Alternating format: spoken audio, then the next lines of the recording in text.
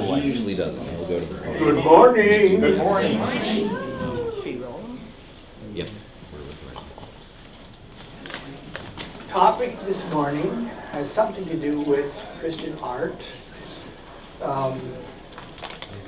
And because I enjoy detective stories, I thought we would play detective on some of this.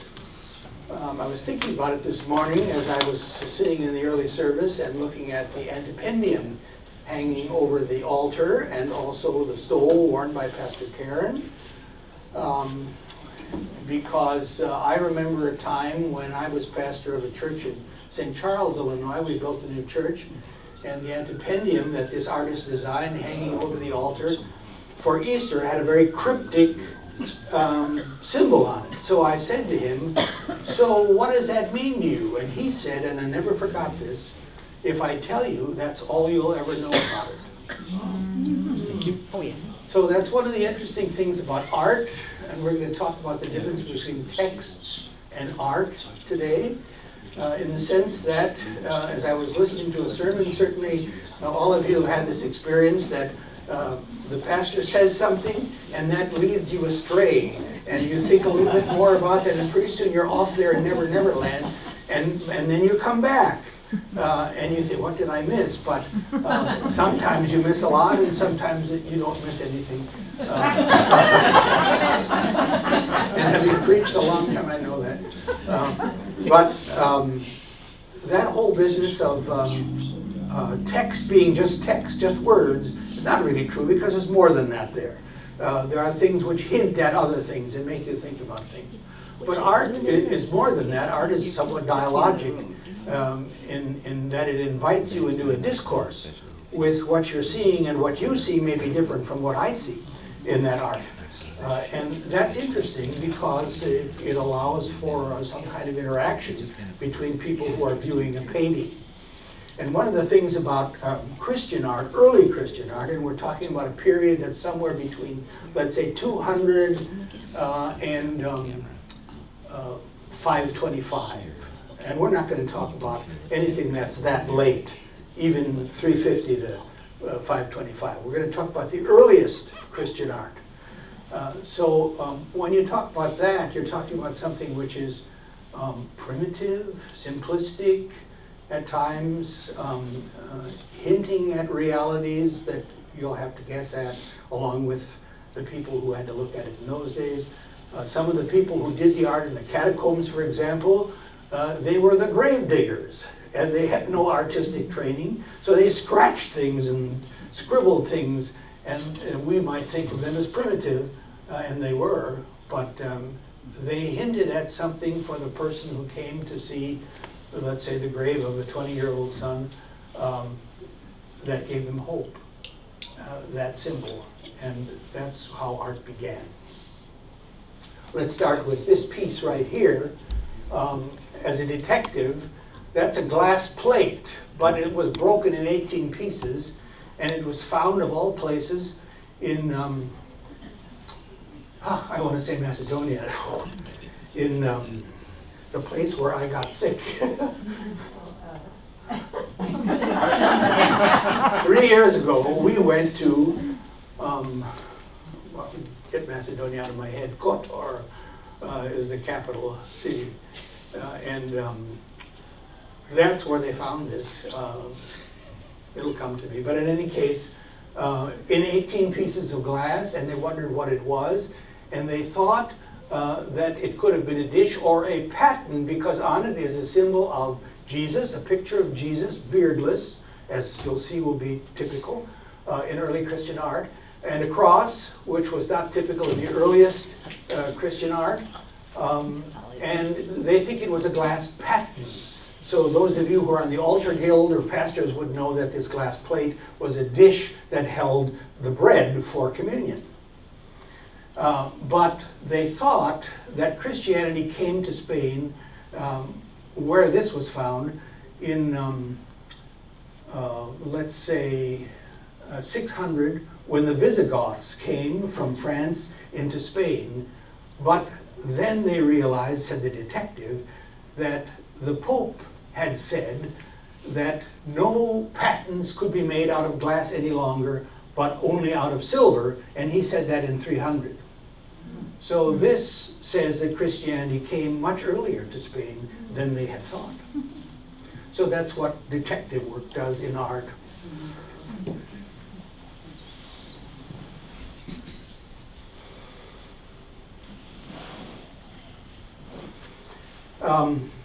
Let's think first about texts before we think about art. What we have in our manuscripts, it gives us access to the original accounts, something we wouldn't have. We wouldn't have our whole faith if it were not for the texts that we have. It gives us a context for contemporary settings, meaning settings of that time. So as we read the texts, we can compare texts from other cultures and try to understand what was really happening, because it was similar to something that might be happening in a contemporary culture. And we can compare it with the language, for example, Syriac, which is contemporary with much that was written in Greek in the New Testament. It allows for comparisons. But what if there were no texts? So just think for a moment. If we as Christians had no texts, what would we be missing? Gospels, the Bible. Literally History. anything. Yeah. We would have nothing but what? Maybe oral tradition? And that going back 2,000 years is highly unlikely anything that would be valid. So texts take you back to the beginning in ways that stories can't. There are religions that I think are primarily just made up stories, and I think one is rather contemporary. What is the name of this very well-known, comes every year, this Chinese extravaganza that Shen Yun or something like that?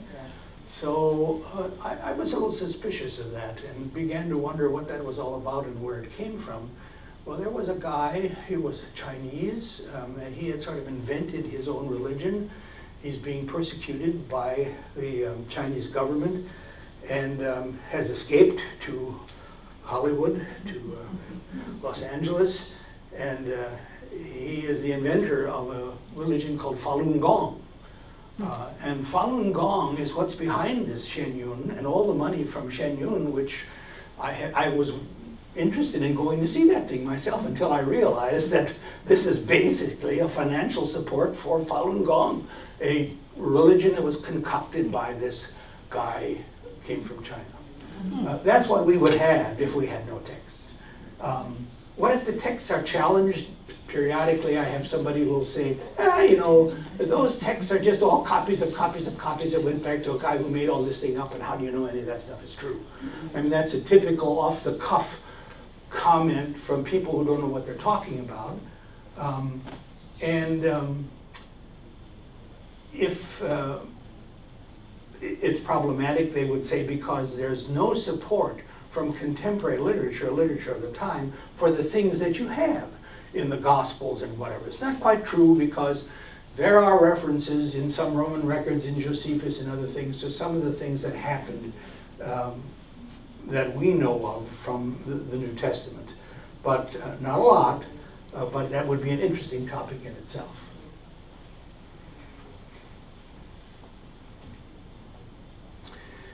A couple more things on texts. We have more existing manuscripts than any other cultures in the world from the New Testament literature. It's just interesting to think back in terms of years. The Gospels, Mark probably written somewhere around 70, Matthew and Luke 80, 85, somewhere in there. John maybe around 90. And then we have fragments that go back to the early 100s and up to 200s from all of those texts. The oldest one being from John. It's called the Rylands Papyrus number 52. That goes back in the early 100s. But otherwise, those are the dates for the manuscripts that we use in the New Testament. And if you pulled all of that together, the first one who actually said, we've got 27 books was Athanasius in 367. He's the first one that we know actually said that, but it was said at his time already that Origen had numbered that same 27 already in 250, so more than 100 years before that. The oldest full remaining New Testament from 350, still early Christian period, and that's a wonderful story, maybe we can tell sometime, but here I'll only make reference to it. Tischendorf, a German guy, went to Mount Sinai in 1844, and he found these manuscripts. And that got me to thinking, because I'm in a group of guys where we live at Harwood Place who get together every Thursday morning and we read Greek. We read the Greek New Testament. And we just happened to be reading Luke 12:32, which is, "Fear not, little flock, for it is your Father's good pleasure to give you the kingdom." And I thought to myself, as I was looking at this stuff for today, I wonder if that's online, if I could find the Septuagint, the oldest remaining manuscript. Sure enough, there it was. And while I'm not good enough to be able to photograph this close up, I didn't know how to do that, but there it was online, and it's in columns, so it's in this column, and there's no punctuation, there's no lowercase letters, there's no paragraphing, it's all capital letters, there's no chapter breaks, there's no paragraphing, it's just all crammed together. But there it was, and you could read it out, "Me phobu, fear not," jumped out at you, and you knew that that was the text. So that's the importance of texts for us, that it takes us back to the original stories in the original message of the New Testament. So moving on from there, if there were no texts, if there were no iPhones, if there were no cassettes, no microphones, no nothing, what would we have? Well, archaeology is a study of the discovery of ancient things, but a subcategory of that would be the study of ancient art. And as I suggested earlier, it can be cryptic and sketchy and primitive and secretive, because there were things that they were trying to say with art which couldn't be said in a time when Christians were being persecuted. So how did they do it? Gregory of Nyssa, whose birthday it was January 10th, so 2 weeks ago, there's a Lutheran church in Chicago named Gregory of Nyssa. It's a campus church, University of Chicago. And he is one of the Lutheran saints of all things that we remember in our category of saints. He said that art is graphisia posa. It is a silent witness to what took place, and you can look at it and you can see things, understand things, be moved in ways that words can't necessarily do for you.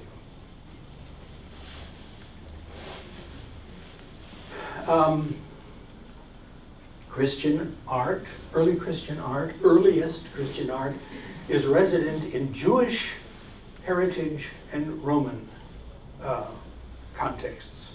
So if you were to play detective for a moment, what would the implication of that be? The implication being that the earliest Christians were Jews, maybe exceptions to that, like a centurion or something, but by and large, they were Jews who came to follow the way of Jesus. And what did their Jewish heritage say to them about art? Thou shalt not make a graven image of the Lord. Okay, So then how do you represent the Lord in art? yeah, good, exactly. First commandment, typically we just learn, the part of it, you shall have no other gods, but the full commandment from Exodus includes make no graven image, and then it continues of anything that's in earth or above the earth or under the earth. So there was that fear of representing realities that we know. What other things might come to you from a Jewish perspective about art, or about your situation as Jewish Christians in the first century? Were you literate? They say, this guesswork, maybe 2% of the Jewish population was literate in the first century. So texts may be important, but not for people who can't read. It can be read to them, can be proclaimed, but they couldn't read the texts. So art could have an impact that texts might not. Anything else come to you about from the Jewish side? Signs? Signs? Like a sign? I'm holding a sign? Something that's pointing to, like the Greeks Oh. have the wisdom, the Jews have their signs. Okay, references to something. What about from the Roman side? What are your thoughts? It was, after all, Palestine was ruled by the Romans, under the control of the Romans, so they had to watch out for Roman rule. Did the Romans have art? Oh, yeah. Certainly. Sure. And before them, we know the Greeks. So Greek-Roman art, well, if you package that together is one thing. Romans did a lot with statuary, with mosaics, with frescoes. So you lived in this world in which you were surrounded by at least the structures that Romans built had their art. And you, as Jews who were a little bit shy about representing anything, nevertheless looked at those things perhaps, realized that some of them were obscene. The Greeks and the Romans had a lot of art that had to do with nudity, and that was something, and I'll show you something after a while, otherwise I might forget this. It's a fascinating, very early glass plate of the Christians, in which Adam is pictured with a fig leaf. And I thought that was only something that had been put on statues in the Vatican by the Pope or somebody in the Middle Ages because they were shy about nudity. Well, apparently that goes way back. But art from the Roman side, the challenge might be that sort of thing we're not going to do as Jews, and so you were limited into what you could perhaps portray.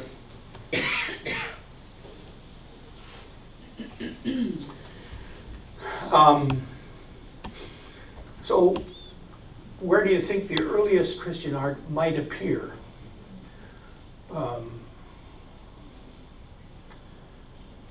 I think back to the earliest thing that I ever drew that I can remember, and I probably drew scratchy things of people and whatever, but I remember sitting bored in a high school class in general business in which I drew a map of the lake and the cottages where we used to go in summertime. When you think, can you think back to the time when you first drew some stuff? What sort of things would you have sketched? I've seen our grandchildren's pictures, we still got those. But our own pictures, can you remember things you might have drawn? What would I used to draw landscapes because I saw Arizona Magazine and wanted to be there, so I imagined I was there and drew the pictures. All right. Anything you can remember? Our family? Okay, pictures of your family. Were they stick men? Yes.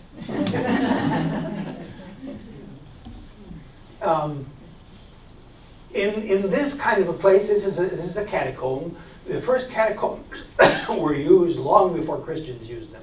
There was a suggestion along the way that Christians had to use catacombs because they couldn't bury above ground because it was forbidden. It was not true at all. There were catacomb burials for centuries before Christians came along. And what they discovered underneath the ground in the Roman area, the area of the city of Rome, was tufa, a rock from volcanic ash, and it was soft until exposed to air, and then it became hard.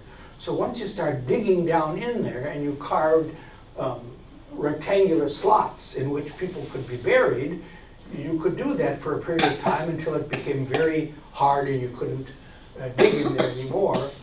But there were places where people had carved things, and some of the things that the Romans carved in there could actually be used by the Christians with a secret message, a secret meaning, because the Romans had their own meaning. I'll talk about the fish from today's gospel. I'll talk about the Good Shepherd, which we may think relates only to Jesus, but in fact, there were images of shepherds carrying a lamb around their head going back into Greco-Roman art.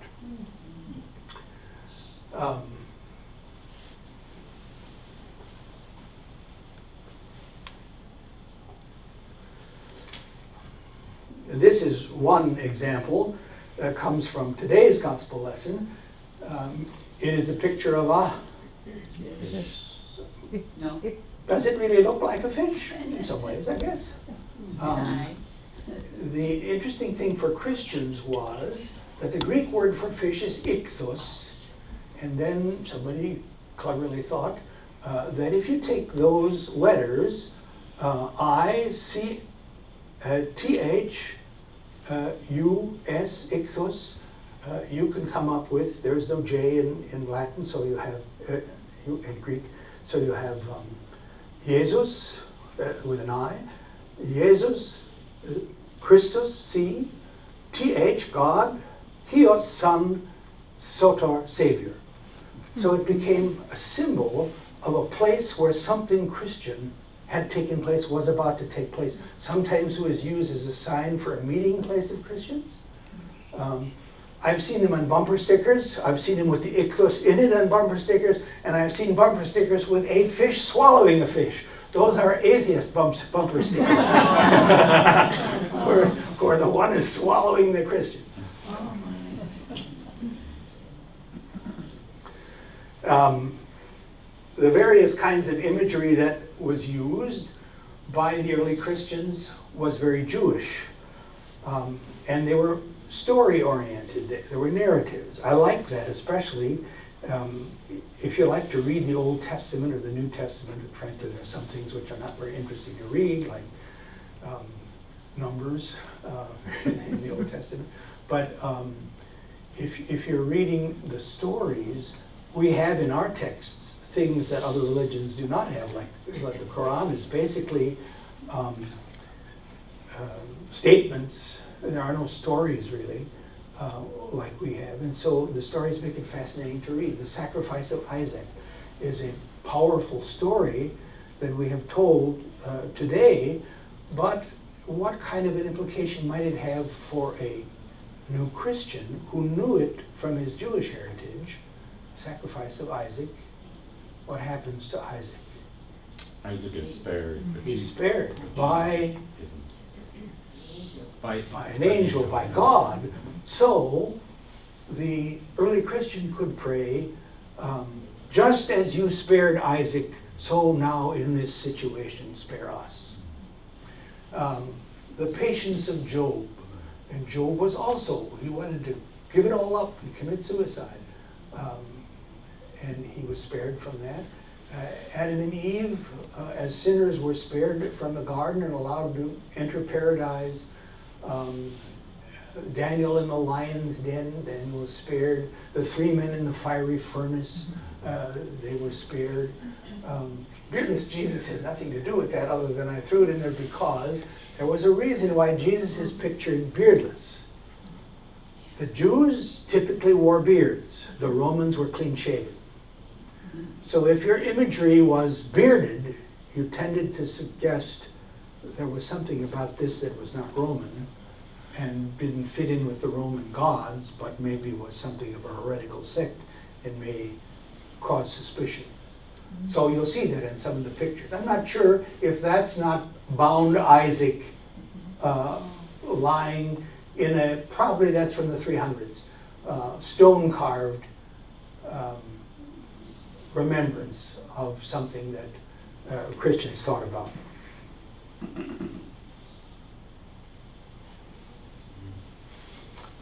When they thought in the midst of a situation like death,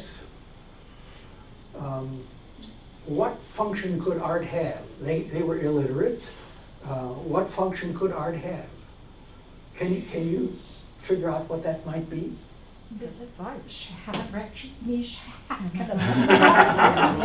Okay, you could maybe even sing it for us. I looked more closely at it this morning and thought it looked like this bird. There is a bird flying over there. I honestly don't know what that is. But, an angel? well, it looks more like an eagle to me, but the posture which they're assuming is called in art the orans, comes from the Latin word ora, or ad labora, work and pray. So the praying symbol is this. So you can see this in a Jewish setting where that's what they picked this up from.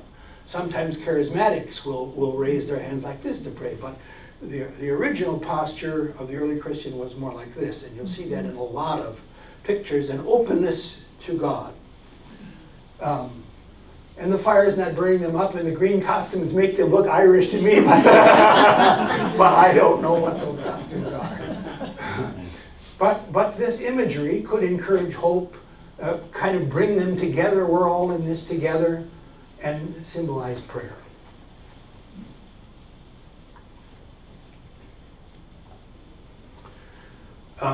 Sometimes the imagery today is cryptic to us until we spend some time looking at it.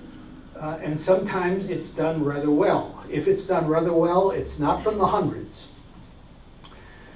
First of all, some kind of a sculptor would have to be hired to do either one of these. A person, they had sculpture studios where you could contract with somebody, and they were used to making pagan sculptures for the Romans.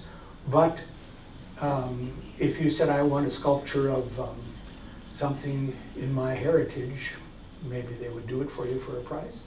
So you had to be a fairly wealthy Christian to be able to ask that this be done. This one, you can guess, might be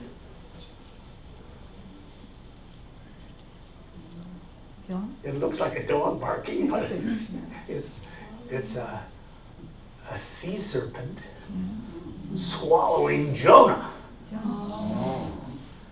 And this is the swallowing stage, because the other one, there's a second one for this at the Cleveland Museum of Art.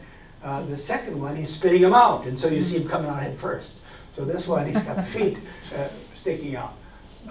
But it's rather masterfully done, and Jonah, the symbol of Jonah, was very important in early Christian art because it was one of those surreptitious things that you could say, well, we know the story of Jonah, that's our Jewish heritage, but it signifies detectives.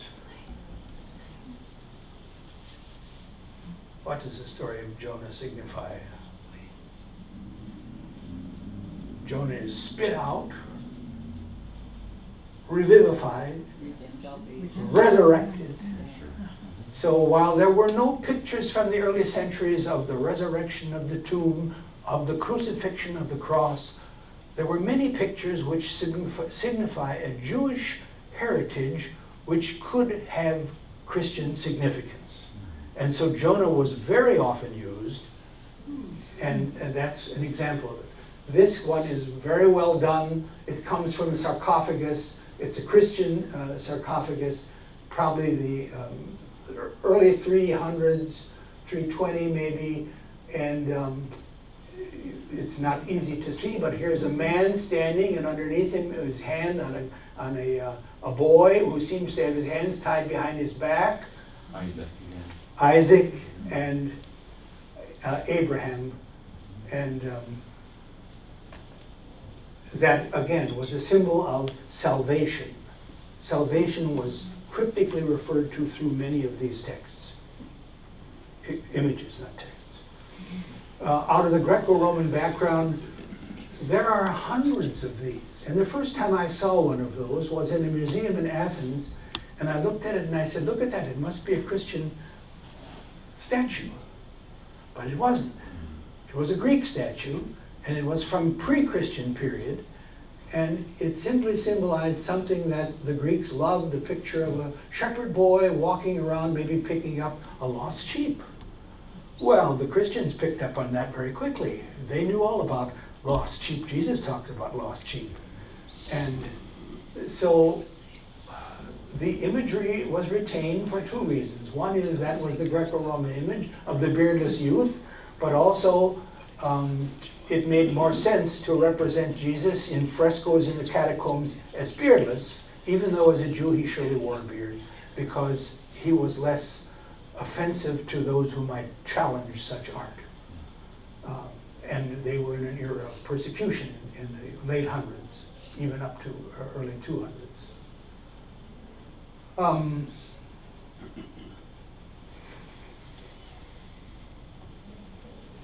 Well, that's one image of a ketos. Ketos is the Greek word for sea monster. And even while we typically say in the story, Jonah was swallowed by a whale, it doesn't say whale, it says by a huge fish.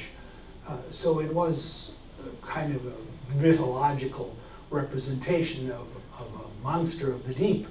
And so here in a Greek vase, you see Perseus, who is about to be swallowed by a sea monster. And so there's some interesting kind of ancient representation for that imagery. That's a Roman sarcophagus. I show it only because it's masterfully done. That's probably limestone. I don't know for sure whether it's limestone or marble.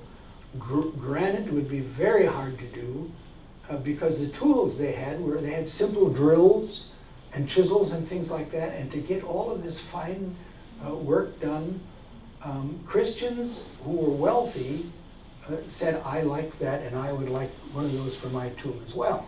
So while this is filled with pagan representation down here, I'll show you one with a Christian representation to show you what they did with that. This is a kind of a summary of what we've said about Jewish heritage. There was a sensitivity to the first commandment. At first, Jewish art and Christian art appeared only on coins. During the Hasmonean period, for example, there are coins, the Jewish period in Palestine, when they represented the image of somebody on the coin. But what first came to us was the discovery in 1920s of a city in eastern Syria called Dura Europos. And it's on the bank of the Euphrates River. It was at the base of a cliff, and over the course of time, that cliff, which was mostly dirt and sand and whatever, just sort of dissolved and fell over the city and covered it, and so it disappeared. But in the 1920s, it was rediscovered, and lo and behold, what did they discover but a synagogue filled with art, belying the very concern we have about representing things, and a Christian house church filled with art. First time, earliest church ever discovered, but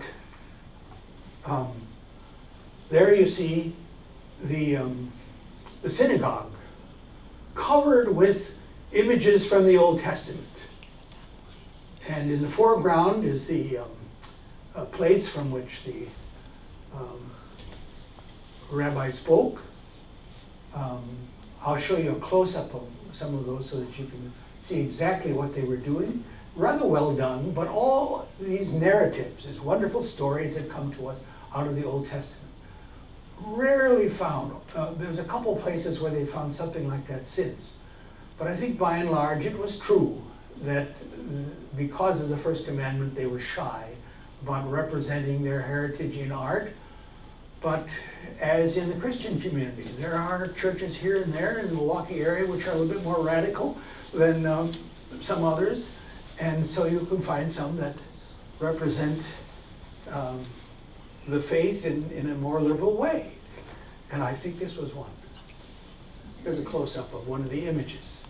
And there you see, can you guess what that is? Well, it tells you. Yeah.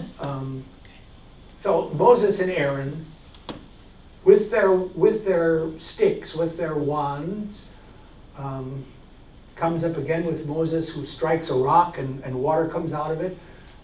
And you'll see Jesus doing the same thing with a stick and in some other pictures. Here are the Egyptian soldiers. Here are some fish in the sea. Here they've all been drowned. Pharaoh's army got drowned, said the spiritual. Rather well done. Bearded Jewish representatives. Well, that's just a close-up of the Torah niche from which the Gospels were read. This is an interesting one to me because I don't know enough about Jewish history to know the role that the zodiac and astrology played in Jewish life and theology. But this is the zodiac, this is the dome of the synagogue, and it's got the zodiac in it, which I was kind of surprised to see because I don't really know at what point Judaism said no to the zodiac. Martin Luther certainly said no to the zodiac, but it's interesting to me. Here is again the posture of a prayer, orans, and there's no Christian art before 200 because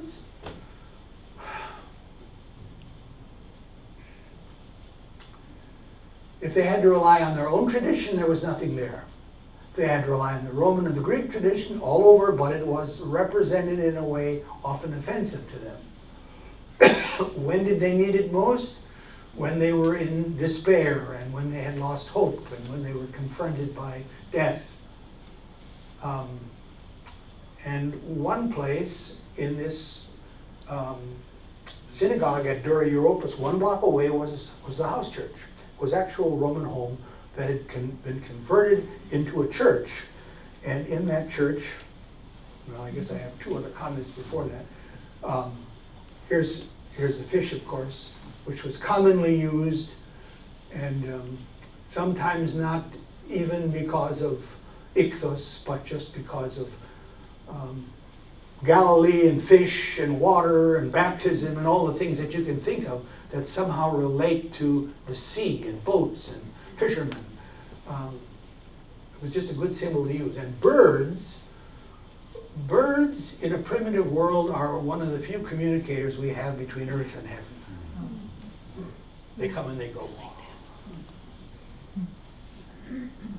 This is the baptistry. So often in some of these very early churches, they had a separate room where people were baptized. So behind this, this looks like the tank right here. But I think this is the wall, and behind that is the tank where people were immersed in water. And on the walls around here, you can't see it very well, but I do know that there's a picture of the Good Shepherd right up here, representing at baptism what? I mean, you got to kind of pull it out to try to guess why the Good Shepherd appears at baptism.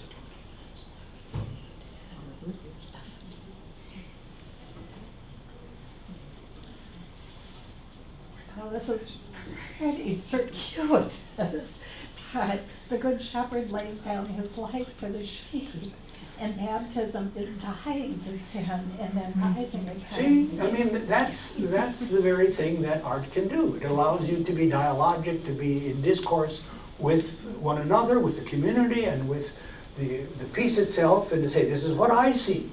And you may see something different, but that's all right. The Good Shepherd is also on this early lamp. Here he's standing with a sheep on his, pulled over his head. It looks like it's covering his face, but there's more Good Shepherd themes, but they are everywhere. Very popular in early Christian art and sometimes quite primitive. That's one from the Cleveland Art Museum. And unfortunately that, I don't know why that happened, but it's the Christian sarcophagus showing the resurrection of Jonah from the fish, but also a lot of other Christian symbols carved beautifully by some wealthy Christian who was able to afford to have that done. Those are the two sides. You see, on one side he's sucking him in, and the other side he's spitting him out. But that's resurrection in the first century. You never see a picture of the tomb, you never see a picture of the cross, but it's hinted at. Is that a bird on the, where Jonah's coming out, is that a bird? On the top of the tail, Oh, it's a tail, oh, sorry. oh, this is the tail of the serpent going No, up. no. And, The other, the one to the right. oh, that is. In fact, he's holding a bird, but Okay. I'm not even sure what that means. But you Well, might would it have be an idea. resurrection then? I mean, the heaven and earth?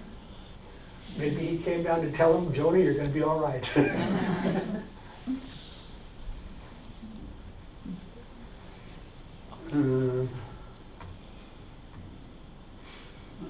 All right. On the side of the sarcophagus are a number of images which show early Christian healing miracles. I'm not sure how you try to express the fact that Jesus was a healer, but in their world, there was a concept in Greek of the thaumaturg. The thaumaturg was a magician, and magicians typically carried wands to do their stuff, and they still do today many times. So here you see the wand, and here is a child being raised. Did Jesus use a wand in that story? Well, we don't think so because we have a text. But in the art, they thought, well, Jesus was sort of like a thaumaturg, and he probably had a wand because they hadn't seen it themselves, but they thought that's what magicians do, because in some ways, healers are like magicians. I mean, they were kind of thinking this through in their head. Here, I think, is the multiplication of the loaves. Here, Water to wine? this, I think it looks like a fish to me, but oh, water to wine. Here, you have the jugs, right? I think so. You're right. That's one that's used, kind of surprisingly, the baptism of Jesus. What stories are important to us? What's left out? That particular story does appear a couple of times, and I find it interesting. It is the story of the wise men, the three wise men, coming and presenting to the mother and child. That's kind of a surprising image, because it goes rather deep into the story and gives you pretty much the reality of the story, as opposed to just hinting at some things. But what are some obvious things that were not included in early Christian art in the first century and a half?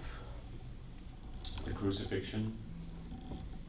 I'll show you an image from the 600s, just after the earliest Christian art, which does have one, but you don't find crosses, crucifixion. And why?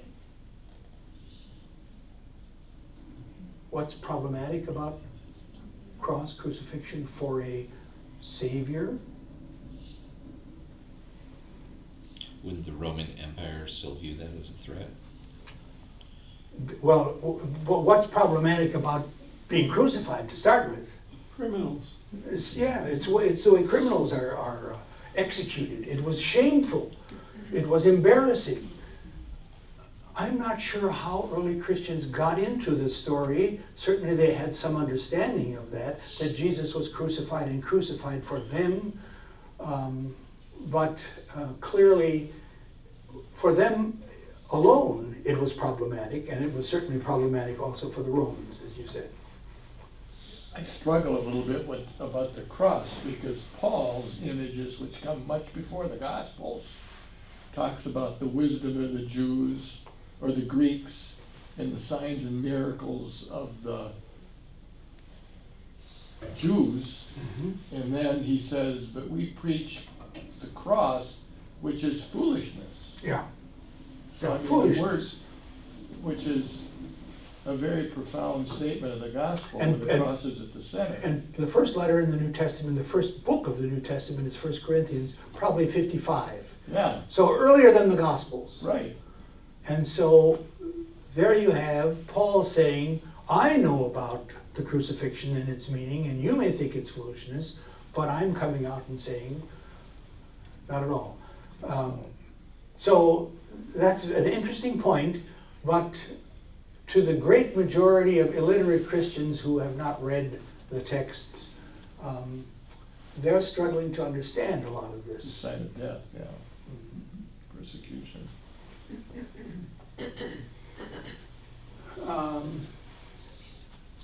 Well, what happened with Constantine, 313, everything changed. Constantine said Christianity is legal along with all the other Roman religions.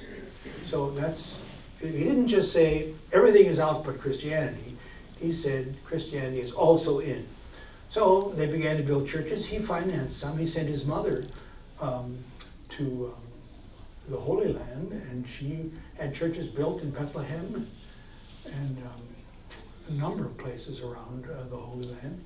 So that all changed. And then if you had money or if you were literate, you could begin to do things that you could never do before. So Christian art began to flourish. And so now beginning in 313, you see changes taking place.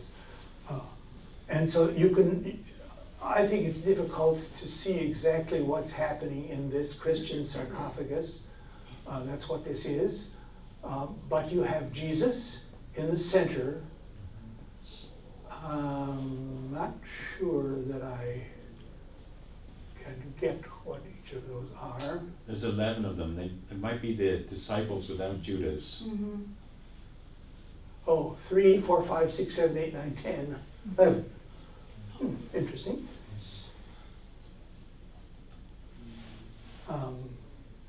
Jesus is pictured with a couple of lambs right next to him, which is interesting symbolism.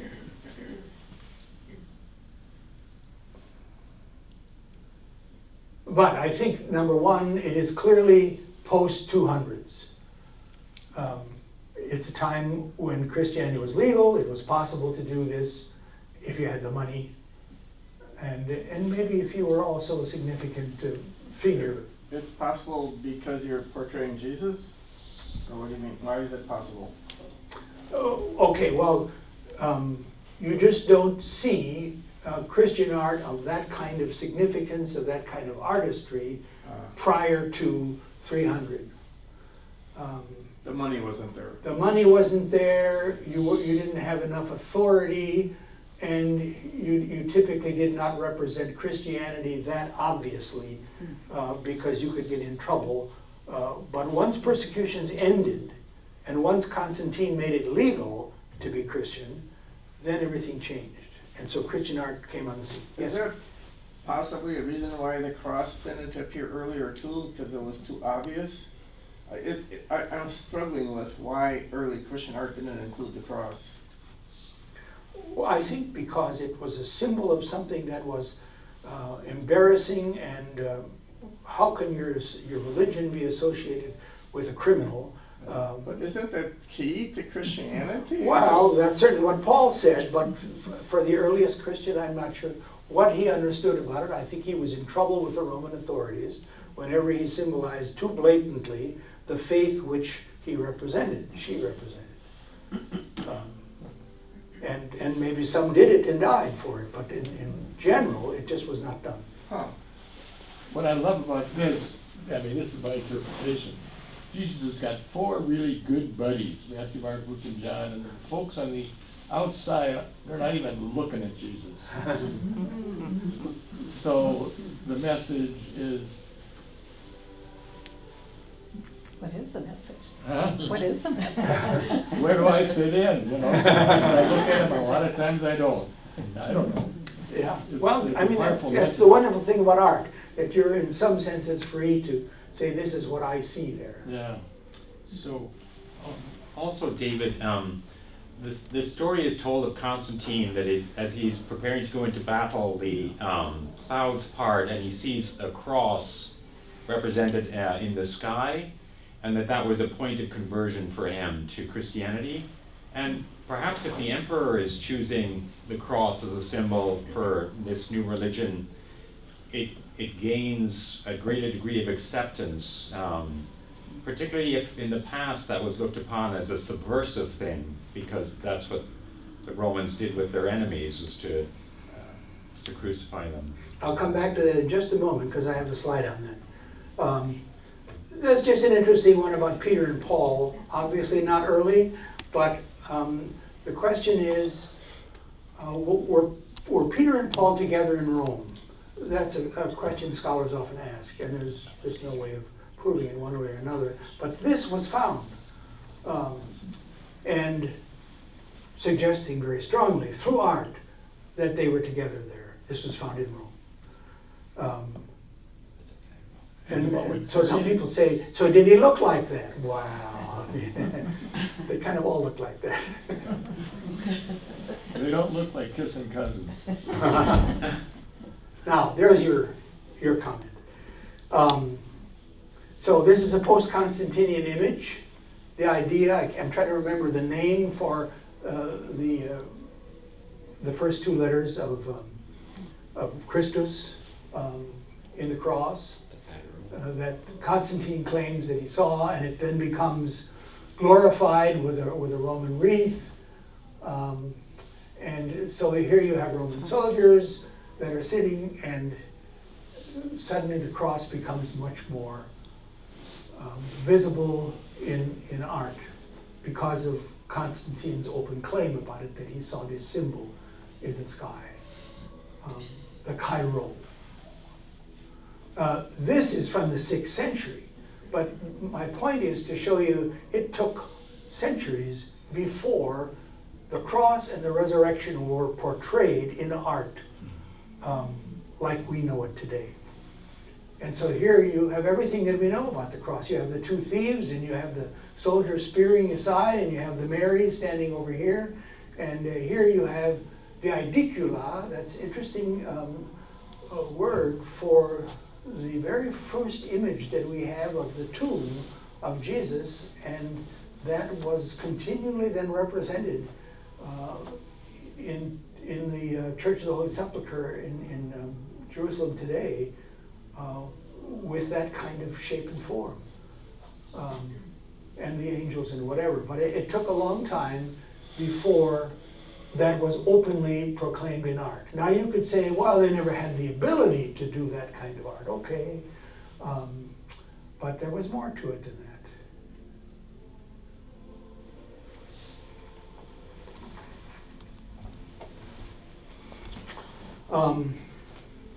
So just a kind of a summary of some of the things that we've said. Christian art wanted to refer to salvation in some way. And so stories of the Exodus, where you were freed from captivity.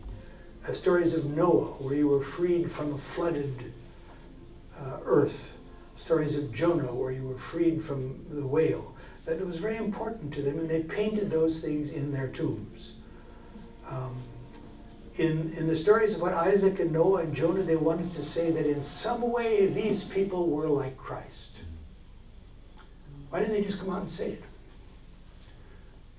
Don't know the answer to that. But they hinted at it through Isaac, who was saved from death, from sacrifice by God, with Noah and with Jonah. And the Traditione Legis is a complicated thing I'm not going to get into.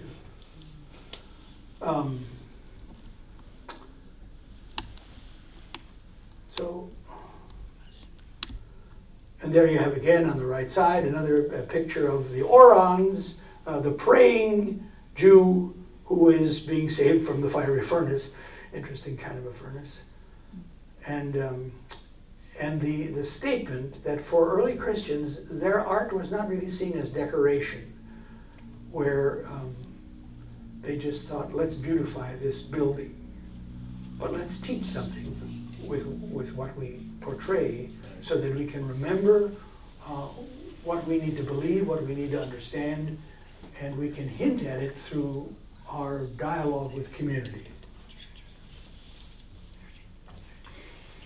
And finally, it was Gregory the Great who also said that Christian art, early Christian art, was graffiti opposa. I have an interesting memory of an artist that I worked with from India. He was a Lutheran pastor, theologian, native Indian, And he attempted to represent Christian faith, as we probably understand it, to his Indian counterparts. So what he drew was Indian people in Indian garment, women in saris, beautiful colors, all kinds of things that you could look at and you say, I have no idea what's going on there. But that's because you were an Indian. And so you could, as an Indian, go to see these things and say, what's going on here? And he, like Will Whirling, would have said, if I tell you, that's all you'll ever know. So you stand there and be a detective. And one time, I was a kind of a patron for him and a representative of his art. And at First Pres in Chicago, we did an exhibition of his art. And I remember a woman, and I think she was Oriental sometime, came up and said, what is going on in that picture? And so I wanted to be Will Whirling and say, if I tell you, that's all you'll ever know, but that would have been smart ass. So I just tried to help her see what you can only see if you have some background and you have some sense for this. So Raj then thought, how can I do this with my illiterate counterparts in India? And so he drew what was called a Bible for the poor, a Biblia Pauperum, which existed. The monks in the Middle Ages used to do this. They would make a Bible, and then on it was nothing but pictures. And here was a picture of, say, Isaac, and over here was a picture of Jesus on the cross, and here was a picture of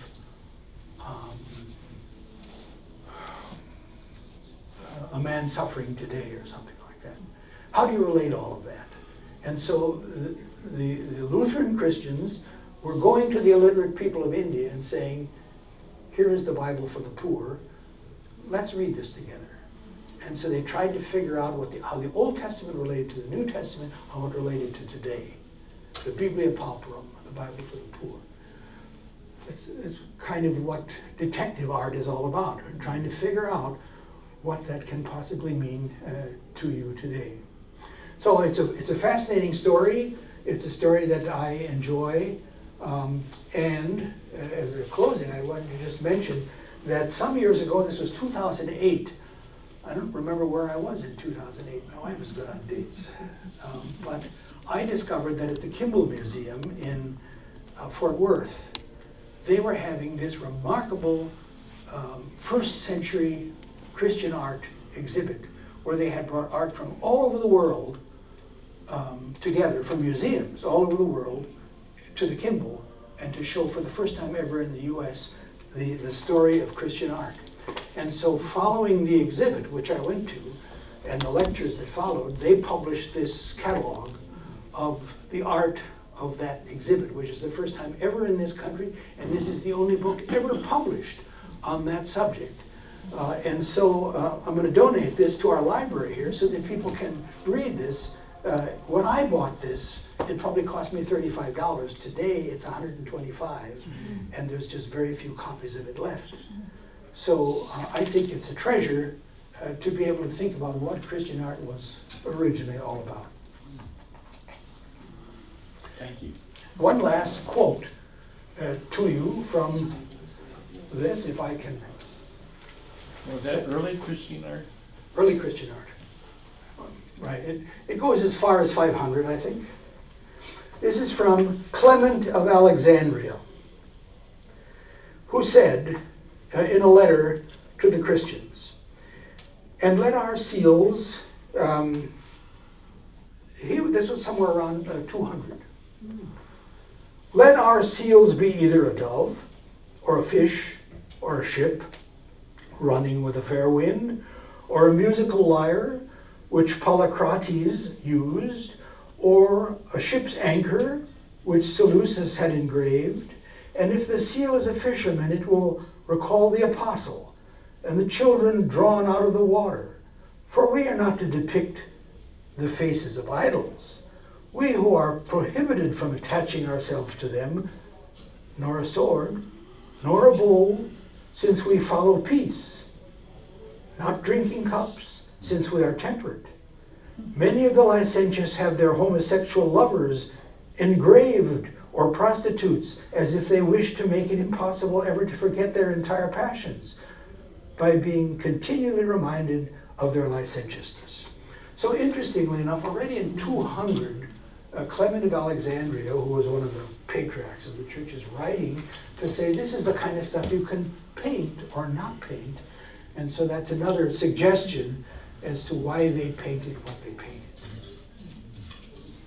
Thank you. So, that's it. Thank you. If you haven't